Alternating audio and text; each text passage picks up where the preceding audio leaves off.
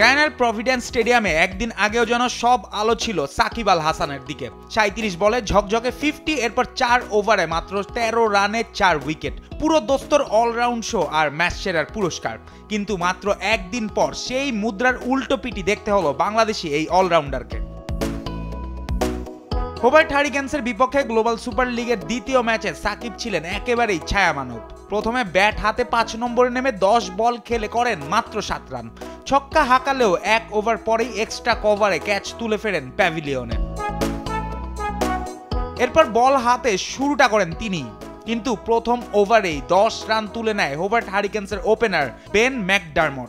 পরে পুরো 4 ওভার বল করলেও সাকিব ছিলেন উইকেট শূন্য, রান খরচ করেছেন 34। এদিন টস হেরে ব্যাট করতে নেমে দুবাই ক্যাপিটালস তুলে 141 রান। ওপেনার সেদিকুল্লাহ 11 বলে 25 রানের ইনিংস খেললেও বাকি কেউই আর কার্যকর ইনিংস খেলতে পারেননি। সাকিবের মতো ব্যর্থ ডিক ওয়েলাও। অধিনায়ক গুলবাদিন 37 রান করে কিছুটা লড়াই করলেও শেষ রক্ষা আর হয়নি। লক্ষ্য তারায় মাত্র 17 ওভারে 7 উইকেট হাতে রেখেই ম্যাচ শেষ করে দেয় হোবার্ট হারিকেন্স।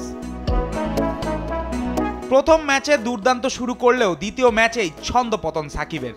এবার দেখার বিষয় সোমবার গায়ানা অ্যামাজন ওয়ারিয়র্সের বিপক্ষে কেমন জবাব দেন এই অভিজ্ঞ অলরাউন্ডার। জুবায়ের নূর, স্পোর্টস ডেস্ক, দেশ টিভি।